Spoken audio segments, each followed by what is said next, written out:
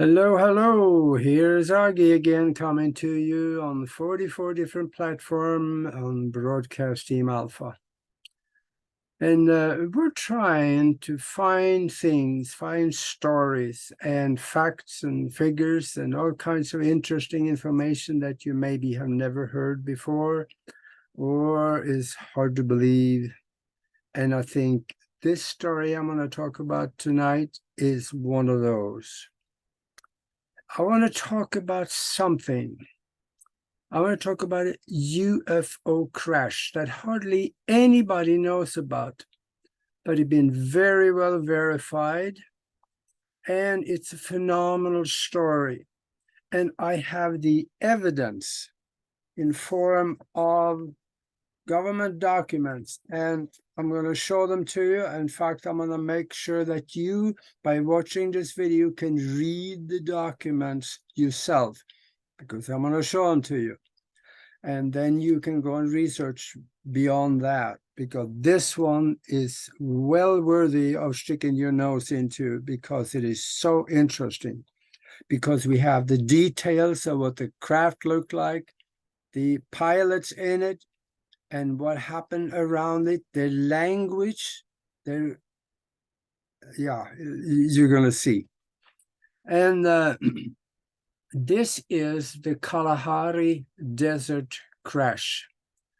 And that happened on May 7, 1989. And the thing about it is that it's been so well covered up for a very long time, but it is declassified now. So you could probably get your hands on it somewhere. I got my hand on an early one right after that it happened. And I'll explain how here in a second.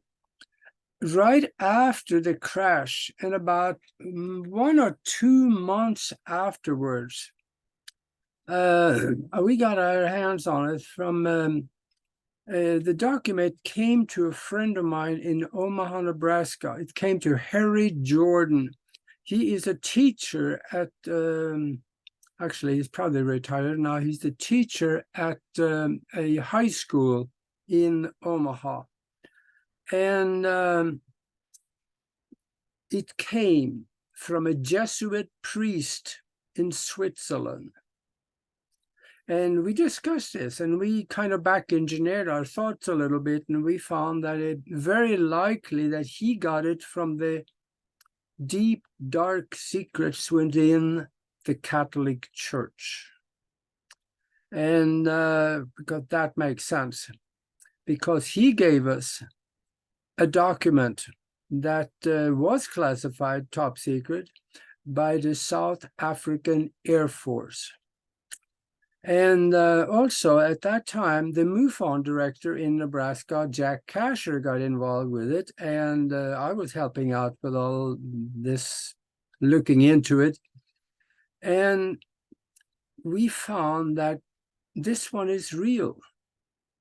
Because we found out later now that there's 2 documents that claims to be from the South African Air Force regarding to this crash.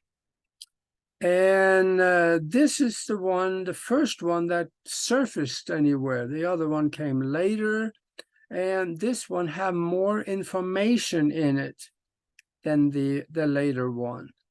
So I think this one is probably the one that is more on the mark, because this one also have the lettering and the symbols and the language that was deciphered from the what they found inside the craft.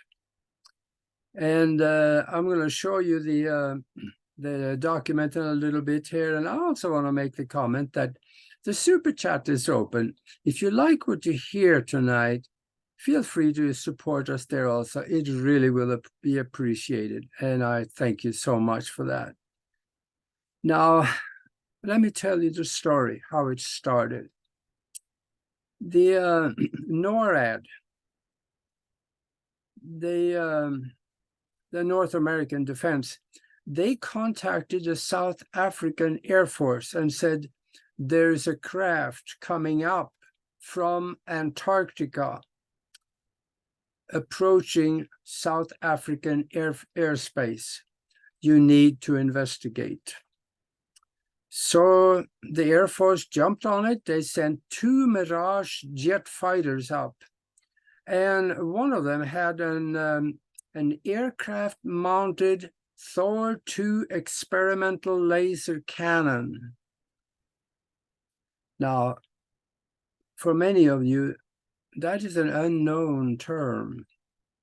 But both the laser and the maser cannon has been around for a long time for experimental purposes, and they're hardly ever used because we're not supposed to have stuff like that. It's just now that they're starting to come out with laser cannons on airplanes, but they had it in 1989.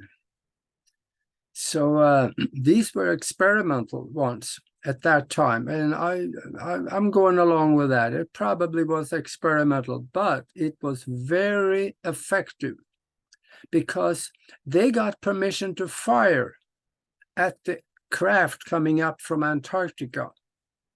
And they did. Well, actually, the one aircraft that had the cannon fired, and they blew a 30-centimeter hole right through the craft. There were several bright flashes of light, and the craft started slowing down, and it descended towards the surface at a 25-degree angle, as it says in the report.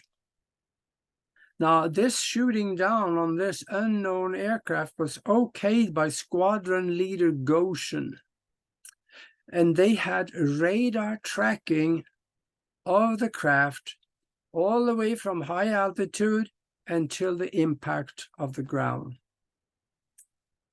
Now, they sent 2 helicopters out, and the helicopters got to the site very quickly after the crash. And they kept circling the craft, and they noticed that there was a lot of magnetic, and there was heat coming from the crash site, magnetic disturbance and heat. And the retrieval team, when they came there, they noticed a 12-meter deep crater. And the crater, according to the report, it says it's about 150 meters wide. That's 450 feet for you Americans. Now, that's amazing. In the middle of that was this craft sitting almost intact. It was bent a little bit, so they were damaged. And it was a silver disc, and there were extreme heat around it for hours afterwards.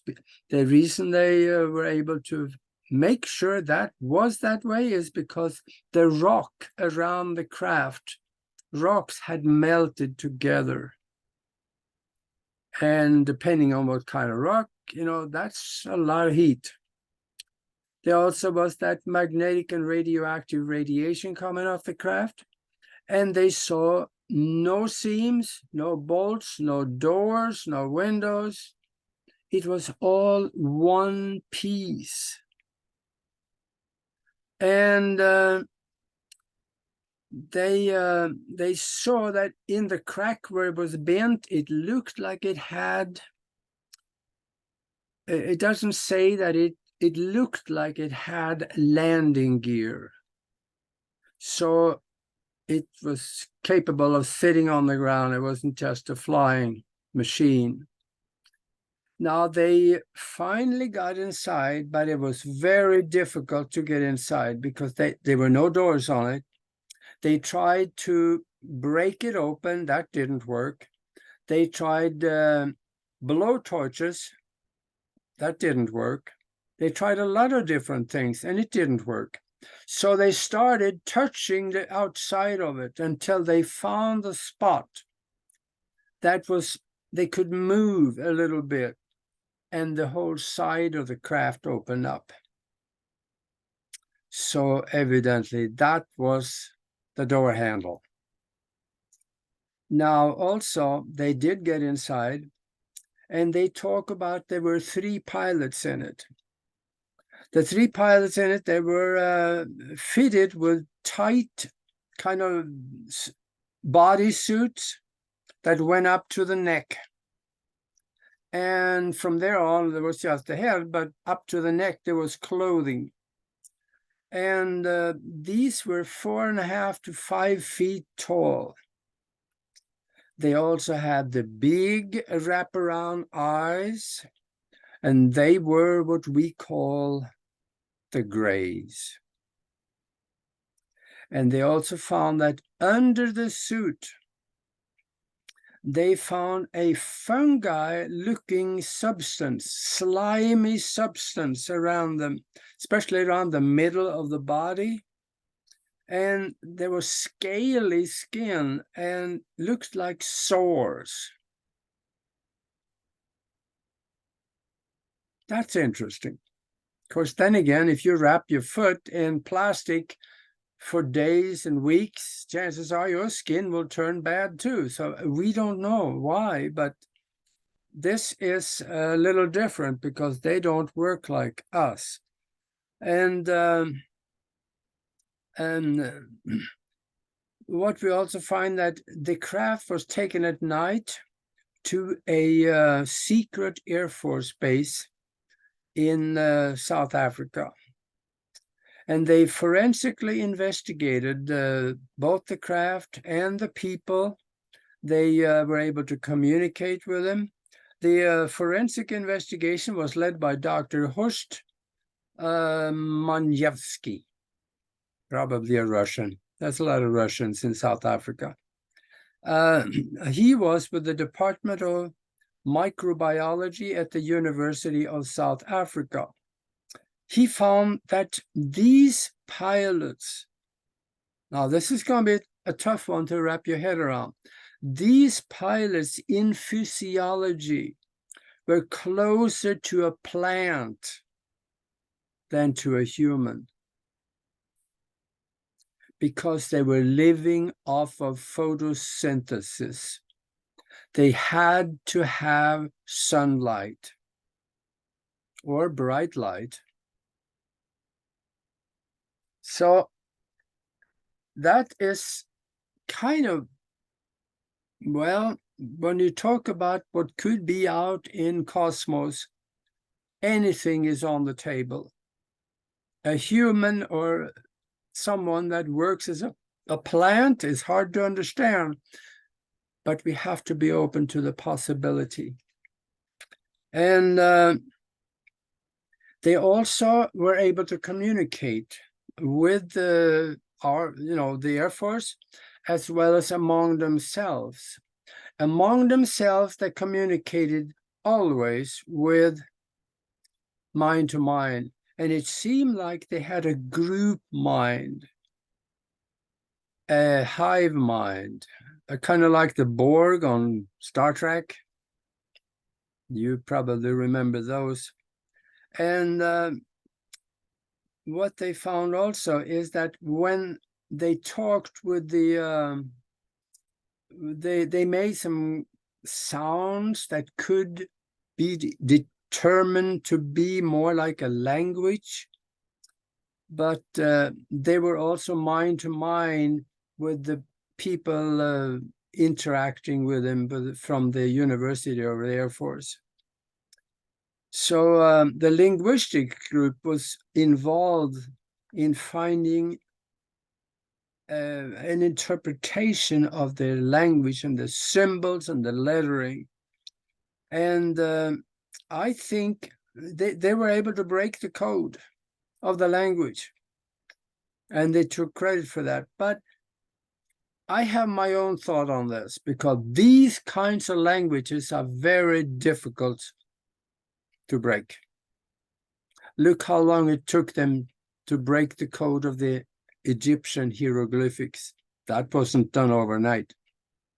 Years. And if you have a language like this, how do you compare one section, one symbol, and the connection between them? That is going to be really difficult to determine. I think they had some help from the CIA or the US Navy, because they have identified more than 57, and they admit that in their own papers, 57 plus extraterrestrial entities that come here and visit ever so often. Some of those they have made contact with through crashed flying saucers or captured flying saucers. So they have learned their languages, as well as learn how and who and why they're here. So I think they had some help, because when we got this about a month or two after the crash, that is not enough time to break an extraterrestrial language. That's my claim, of course, but I'm going to stand by that one. The whole report is signed by Lieutenant General F.S., that is Foxtrot Sierra, Visagia. He is with the Department of Special Research and Investigation in South Africa. Now, there is a file number. If you are in South Africa and you want to do something similar to what the Freedom of Information Act is here in the US, you could use this file number, and you may be able to get your hands on the real thing. I will read the file number to you, and that is, I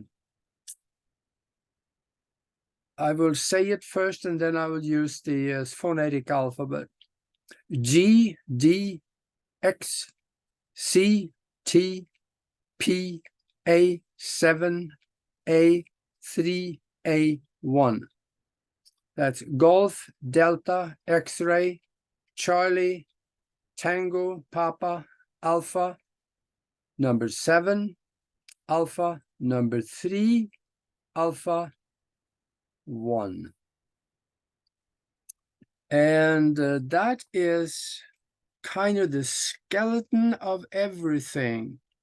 Now I'm going to show you the document that is classified, or I think from what I hear is that it is declassified now, but you know how they do that. You know, they keep moving it around so nobody can find it. If you find it and you come back next week, it's gone. So it's just somewhere else. And that's the same thing if you're going to find something with the CIA. They move things around. But for the CIA, it's pretty actually simpler, because you can go into a place called the reading room. From there, you can get it through everywhere. So just remember that. Here is the document from the South African Air Force. That's the first front page. And then we have the page number 2 here. That's South African Air Force at Valhalla Air Force Base in Pretoria. They speak of Operation Silver Diamond. Actually, that's the code name.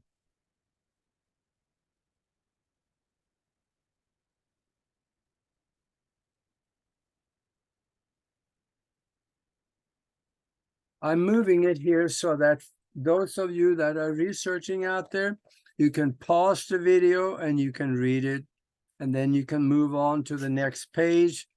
As soon as I bring it up, pause it again so you can read it. Here you go. That's the third page. I'm gonna be doing this here.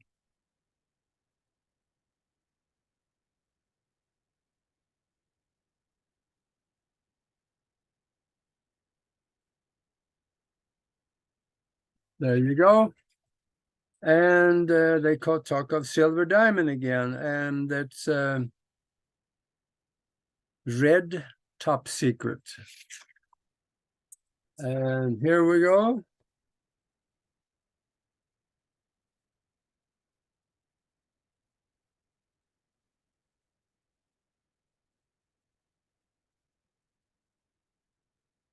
I'm a little closer.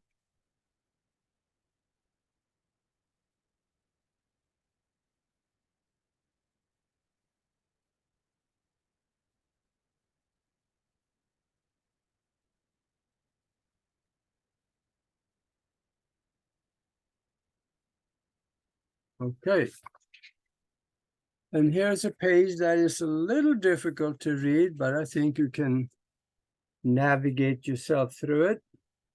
And here goes the first page. I'm going to go a little closer here.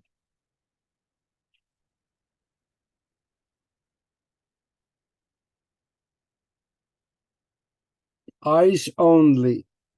Nobody is supposed to make a copy of this page, or actually the whole document. And here is copy 1 of 3. Okay. Here we go. Classified content. Do not divulge. Eyes only.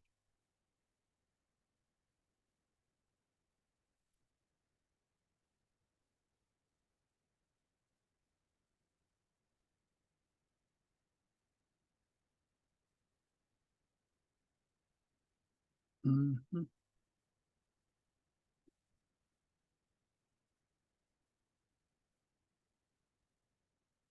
Okay. Now I got one more page left, and then you're going to see something really interesting.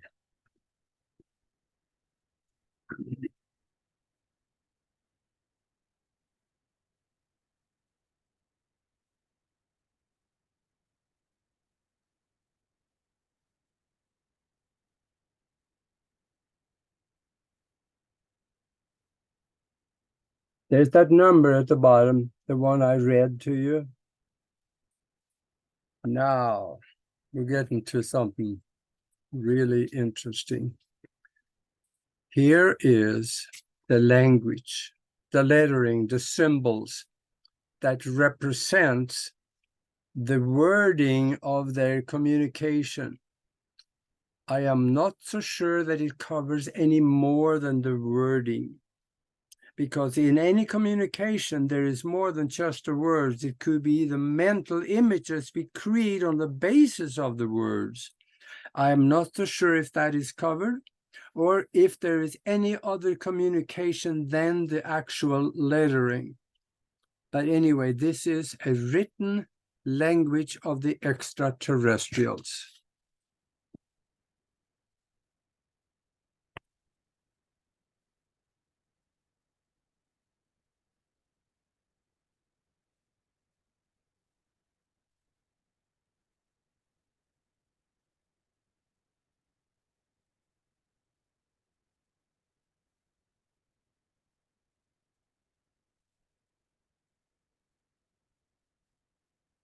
Wait a minute, there we go.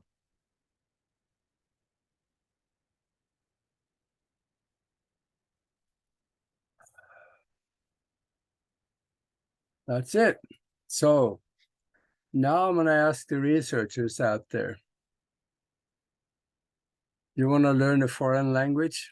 A really foreign language? Go to work on that one. And then sit outside at night. Have one of these pen lights, put that into the sky, and start thinking in that language. Wouldn't that be an interesting experiment? Who would understand you out there and come here and say, wait a minute, where did you learn that language? Who are you? I know that particular statement sounds almost like a joke because it's hard to learn that one. But it would be an interesting experiment. Anyway, I think this will cover it for now on this one. There is more, because I noticed in the one I have, there were 2 more pages. And for some reason, I am missing them. I know I got them somewhere in my files. I got, God, I have file cabinets like you won't believe in here. There's about 5 of them right here around me. And there's more. But I got it somewhere. And I'm going to go through them and see if I can find it sometime. And I'm going to add that to it. But this is as interesting as it gets because this one is very well documented. And the thoughts behind it kind of alarms me a little bit because they saw a craft coming up from Antarctica. They could not identify it. And because they did not respond to contacts, both on the international emergency frequency, 121.5, or other frequencies, there were no answer. What if it had been an aircraft that had total electrical failure? They couldn't answer, but they still shot it down. That is the mentality of the military globally. Life does not mean anything to them. It is all about them, their knowledge, their power. Do we think maybe we need a different system of management? We are seeing it right now in 2 places around the world where the hunger for power kills millions. We need to think about this because we, by doing nothing, allows it to happen, to exist, and to grow. I want you just to think on that seed for a little bit. Think on it. What needs to be done to change the attitude of the ones that is killing millions for the reasons of profit and power and ego?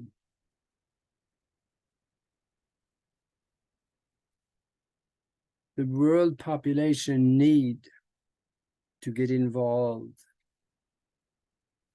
And when they do, it starts in the mind. We start affecting other people by the way we think and we imagine.